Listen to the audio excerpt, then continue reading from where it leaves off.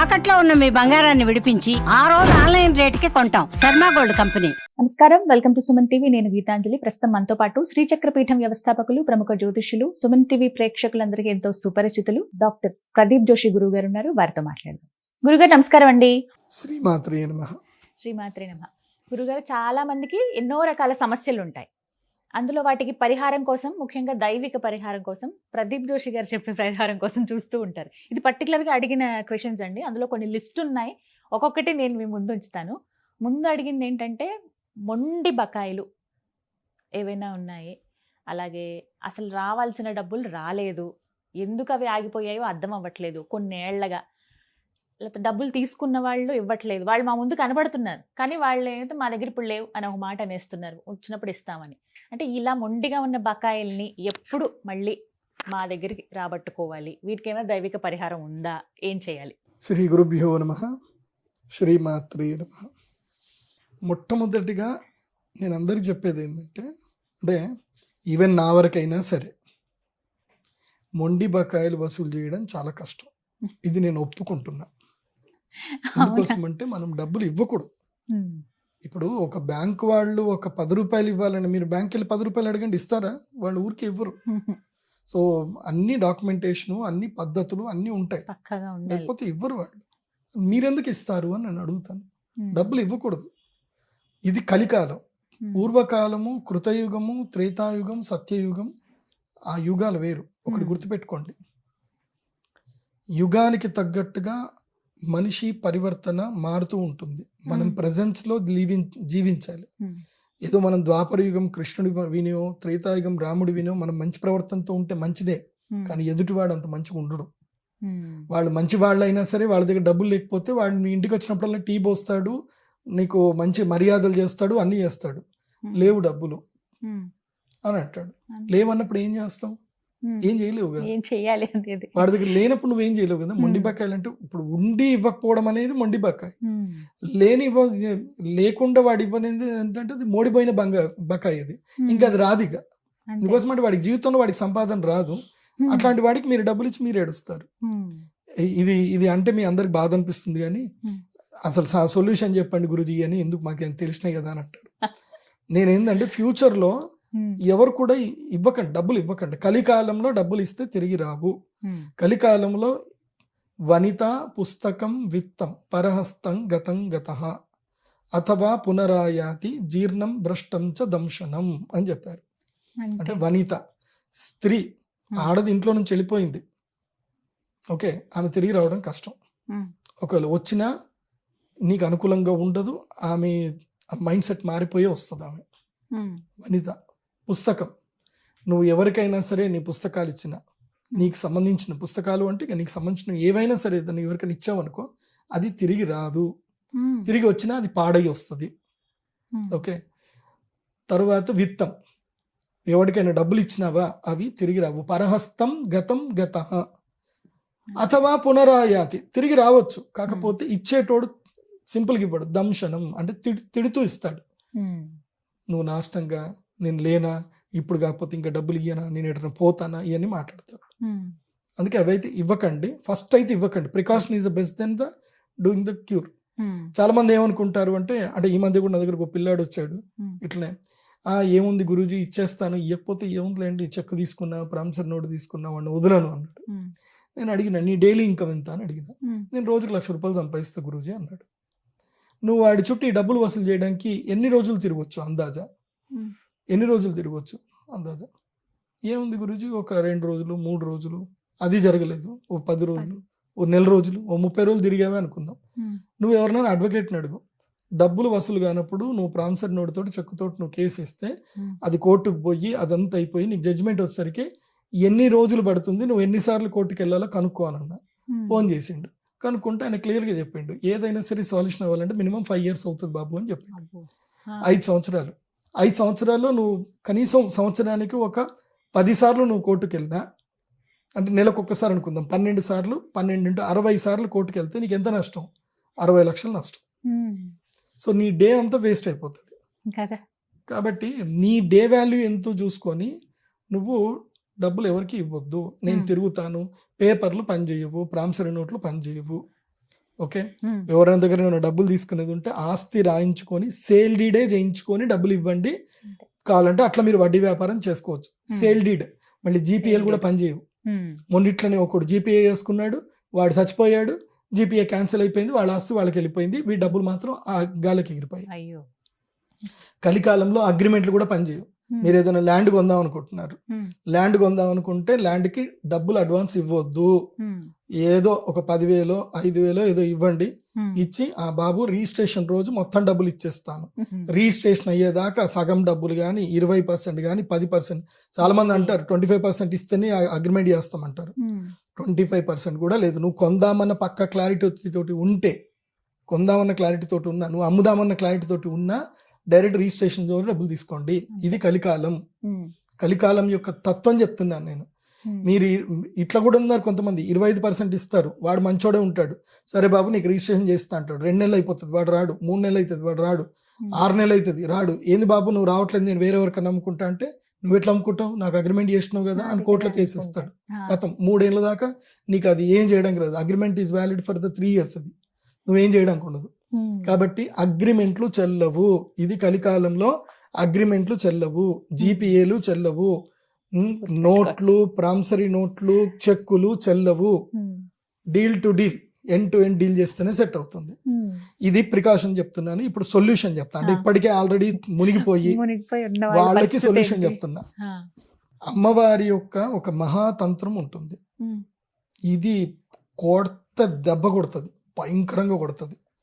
వాడు అధర్మంగా గనక డబ్బులు ఆపుకొని ఉంటే, వీళ్ళ డబ్బులు తీసుకొని అధర్మంగా గనక ఆపుకొని ఉంటే పక్క 100% వితౌట్ ఎనీ డౌట్ పక్క వాడికి మంచిగా జరుగుతుంది. ఇంకా ఓకే, వాడు ఎక్కడ పోయినా ఇంకా వాడికి తెలిసిపోతుంది అనమాట, ఏదో జరుగుతుంది, నేను వీళ్ళకి డబ్బులు ఇచ్చేస్తేనే నాకు సెట్ అవుతుంది అనేటట్టుగానే నేచర్ తీసుకొచ్చి నీ ముందు కూర్చోబెడుతుంది. నువ్వు నెక్స్ట్ టైం డబ్బులు అడగడానికి వెళ్తే వచ్చేస్తాయి. అది అమ్మవారిది బగళాముఖి తంత్రం. బగళాముఖి, చాలా మంది బగళాముఖి అంటారు కానీ వాళ్ళకి బగళాముఖి యొక్క శక్తి తెలియదు, సరిగ్గా చేయించరు కూడా. నేను అది కూడా చెప్తున్నా. మంత్ర సిద్ధి లేనటువంటి మంత్రము ఉపయోగపడదు. మంత్రము, ఇప్పుడు ఉదాహరణకి నేను ఆ మంత్రం చదివానే అనుకుందాం, నేను పుస్తకం చూసి నేను చదవచ్చు, మీరు చదవచ్చు, మా కెమెరామెన్ చదవచ్చు, చిన్నపిల్లలు కూడా చదవచ్చు, కానీ 100 సార్లు కూడా చదవచ్చు. ఒకసారి పేపర్ పెట్టుకుంటే రోజు చదవచ్చు. ఓం హ్లీం బగళాముఖే నమః సర్వదుష్టానాం వాచం ముఖం పదం స్తంభయ జిహ్వాం కీలయ మమ శత్రుబుద్ధిం వినాశయ హ్లీం హోం ఫట్ స్వాహ అని మంత్రం ఓపిక. ఇప్పుడు నేను కూడా చెప్పాను, నువ్వు రాసుకొని కూడా చదవచ్చు, కానీ ప్రయోజనం ఉండదు. సిద్ధి కావాలి, సిద్ధి పొందిన వాళ్ళు మాత్రమే. సిద్ధి కావాలి, దానికి యంత్ర సిద్ధి కావాలి. యంత్ర సిద్ధి లేకపోతే వేస్ట్. ఆ శక్తిని నువ్వు ఎక్కడైనా ఒడిసిపట్టాలి కదా, ఎక్కడో ఒడిసిపడతాం. బగళాముఖి, ఆ బగళాముఖి తంత్రాన్ని చేయాలి, దానికి ఒక పద్ధతి ఉంటుంది. ఆ పద్ధతి ప్రకారం మీరు చేసుకోగలిగితే బగళాముఖి మీకు అమ్మవారు ఇట్లా అనుగ్రహిస్తుందని నీ పక్క నిలబడుతుంది. నిన్ను ఎవరైనా సరే నిన్ను చెడు దృష్టితోటి చూసినా, నిన్ను మోసం చేసినా అమ్మవారు వాళ్ళని వదిలిపెట్టదు. అంటే అమ్మ శక్తులు ఏవైతే ఉంటాయో, అమ్మవారి సేన శక్తులు ఉంటాయో అవి వదిలిపెట్టవద్దు. మంచిగా కిందేసి మీదేసి మంచిగా తోమేస్తాయి. నేను చూసా కదా, నేను ప్రత్యక్షంగా చూసాను. నేను ఇట్లనే ఒకళ్ళు వచ్చారు నా దగ్గర, ఇక్కడ నుంచి చిలుకూరు బాలా టెంపుల్ దగ్గర నుంచి ఒక శిష్యుడు నన్ను కలుద్దాం అనుకుంటే వాడి దగ్గర డబ్బులు లేవు. మన లాస్ట్ టైం కూడా ఇదే బగళాముఖి వీడియో చూశాడు, అమ్మవారిని తలుచుకున్నాడు. బట్ వాడు ఎవడో డబ్బులు ఇచ్చేటోడు ఇవ్వక సతాయిస్తుంటే 2 లక్షలు తీసుకొచ్చి టేబుల్ మీద పెట్టి తీసుకోరా బాబు అని వెళ్ళిపోయాడు.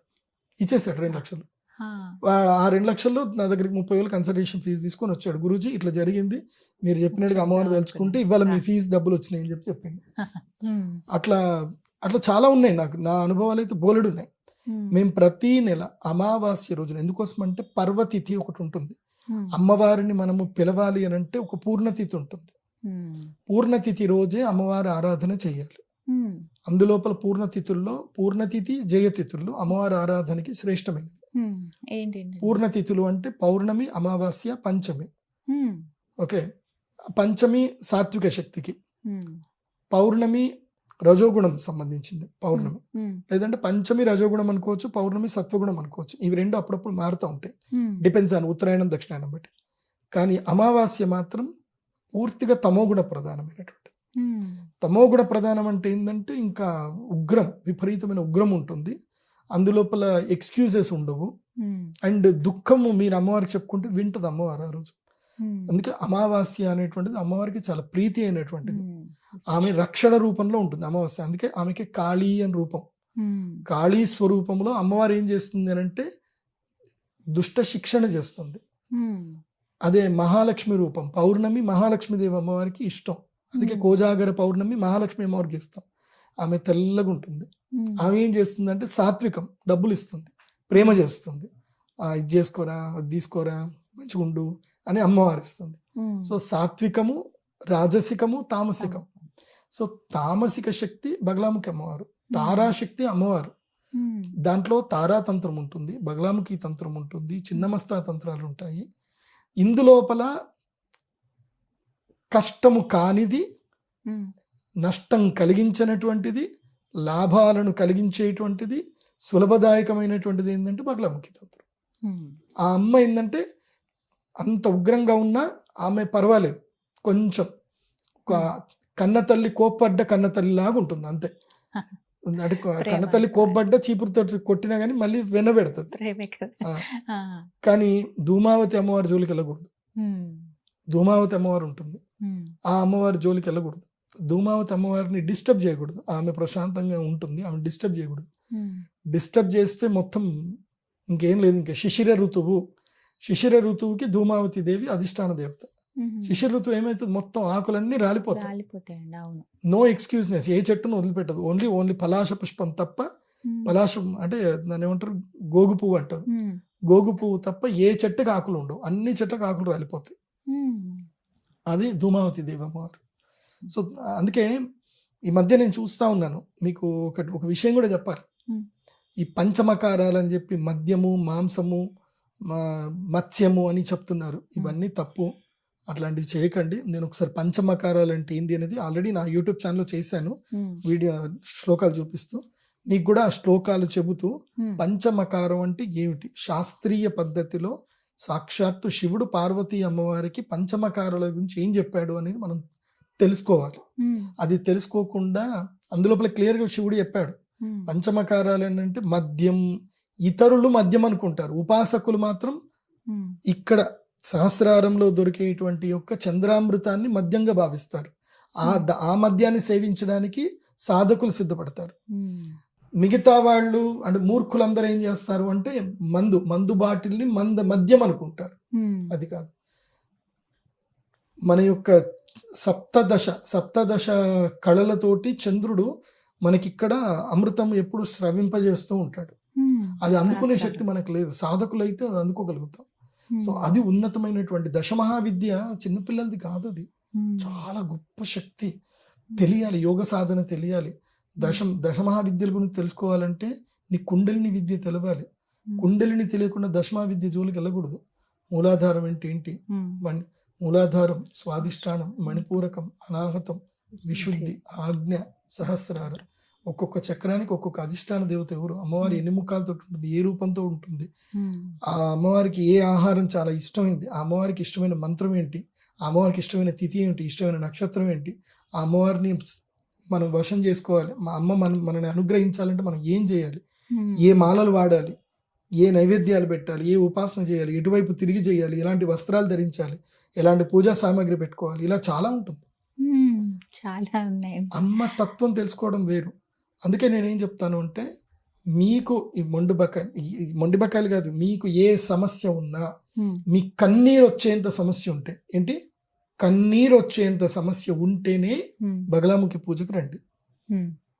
అందుకోసం అంటే అప్పుడు అమ్మవారు పట్టుకుంటుంది. ఇంకా నీకు అహంకారం ఉంది, నేను చేసుకోగలుగుతాను అని అహంకారం ఉంది, అప్పటిదాకా రాకండి. అమ్మ మీద పూర్తి నమ్మకం ఉండి ఇంకా నా వల్ల కాదు, చేతులు ఎత్తేస్తున్నాను అన్నప్పుడు రండి, అవుతా చూడండి, గ్యారంటీ. ఎప్పుడు గురుగారు ఎలా రావాలి, ఎక్కడ? మన అమ్మవారి గుడికే. మీరు pradeepjoshi.com వెబ్సైట్కి వెళ్ళండి, మన అమ్మవారి గుడి అడ్రస్ ఉంటుంది. శ్రీచక్రపీఠం శ్రీ లలిత త్రిపుర సుందరి దేవి ఆలయం, నిజామాబాద్ జిల్లా, మాక్లూరు మండలం. అక్కడ మీరు కొడితే, మీరు గూగుల్ మ్యాప్లో కొడితే వచ్చేస్తుంది. నా వెబ్సైట్లోకి వెళ్ళినా చూసుకోవచ్చు. అమావాస్య రోజు సాయంత్రము 6 గంటల నుంచి 9 గంటల వరకు యాగం ఉంటుంది. మీరు ఏం అవసరం లేదు, మీరు ఒక 3 కిలోల ఆవు నెయ్యి తీసుకొని రావాలి, అంతకు మించి ఏం అవసరం లేదు. మిగతా అన్ని మేమే ఇస్తాం, ఇక్కడ అన్ని మా దగ్గరనే ఉంటాయి. చక్కగా పూజ చేసుకోండి. ఆ తర్వాత మీకు 3 నెలల్లో రిజల్ట్స్ పక్కా వస్తాయి, అందులో డౌట్ లేదు, పక్కా వస్తాయి. ఎందుకోసం అంటే మా అమ్మవారి గుడి దగ్గర ఒక పిల్లాడు చావు బతుకున్నా, వాడు అయిపోయింది చచ్చిపోయాడు అన్నారు. ఏం లేదు, మా అమ్మవారి దగ్గరకు వచ్చారు, బండారు తీసుకొని వెళ్ళారు, పెట్టాడు, కథం, వాడు మంచిగా సెట్ అయిపోయాడు. ఇప్పుడు చాలా మంది చావు బతుకుల మధ్య ఉండేటోళ్ళు కూడా బతికారు అమ్మవారి దగ్గరికి వెళ్ళి. మా అమ్మవారి దగ్గరికి వచ్చి శ్రీచక్రం చుట్టూ చక్కగా అక్కడ 108 ప్రదక్షిణలు చేయండి, ఆ అమ్మ పలుకుతుంది, పక్కా పలుకుతుంది.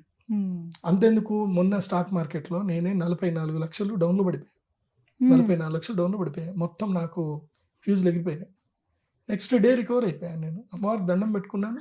అట్లా నాకు అంటే దానికి ఫ్యూయల్ వేయాలి, మనం డౌన్ అయినప్పుడు ఫ్యూయల్ వేయాలి.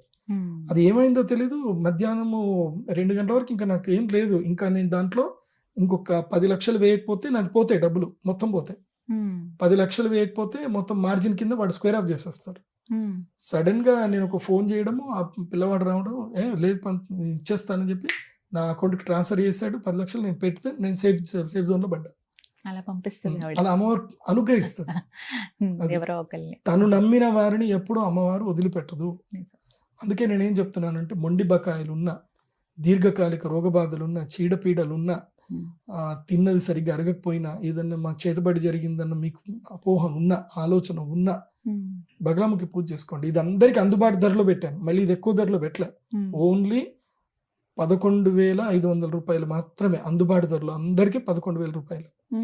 మీకు చక్కగా 3 గంటల పాటు యాగం జరుగుతుంది. అమ్మవారి దివ్య మూల మంత్రాలు ఉంటాయి, బగలాముఖి మంత్రం ఉంటుంది, అన్ని మేలు జరుగుతాయి. మీకు మీ ఆరా ప్యూర్ అయిపోతుంది, మీకు మంచి ఎనర్జీస్ వస్తాయి. కాబట్టి ఈ మొండి బకాయిల విషయంలో ఫస్ట్ ప్రికాషన్ పాటించండి. ఇచ్చి ఉంటే కనుక ఇది వచ్చి యాగం చేసుకొని అమ్మ అనుగ్రహం పొందండి. ప్రతి అమావాస్య అండి, ప్రతి అమావాస్య ఉంటుంది, ఎక్సెప్ట్ దీపావళి తప్ప.